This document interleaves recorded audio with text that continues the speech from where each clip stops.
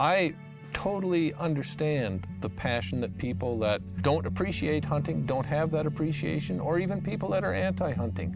I know that they care about wildlife. They have a love of and a concern for, but I think that we need to be able to share the knowledge that we have about wildlife management. I'm Lisa Kemmerer. I'm a professor of philosophy and religions at Montana State University in Billings. One of my areas of specialty is ethics. In fact, it's my primary area of specialty, where I focus on environmental ethics and animal ethics.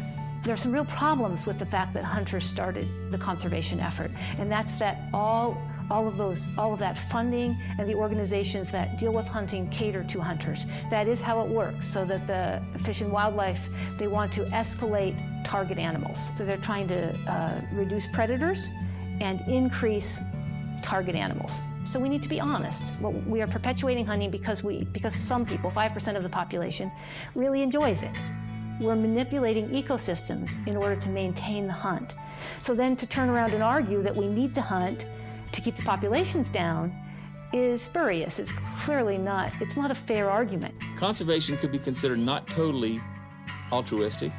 There's a self-serving aspect to it, but that's a self-reinforcing aspect.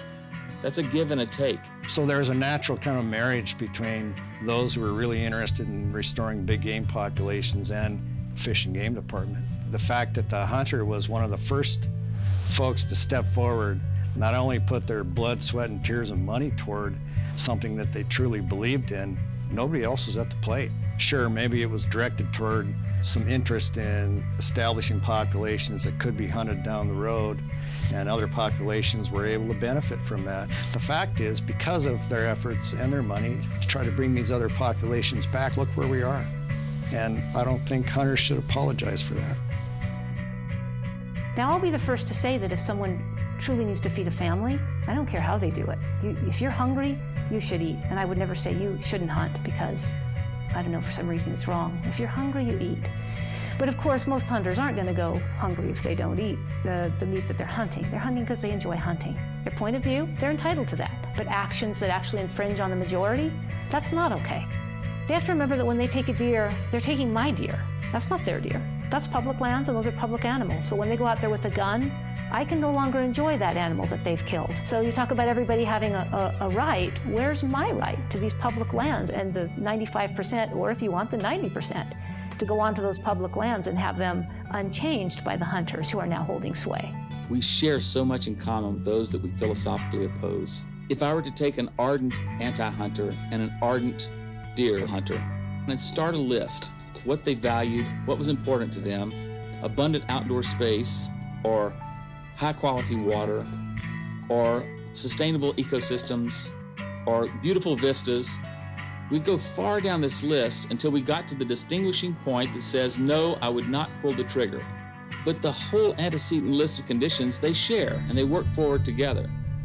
And if we can embrace our differences there and not bring it down to a single issue vote or single moralizing component, then we can meet a lot more of the needs of society, and the aspect of conservation can be rolled out to a much larger audience.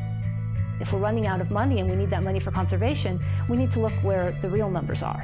And there's 6 times as many wildlife watchers as there are hunters.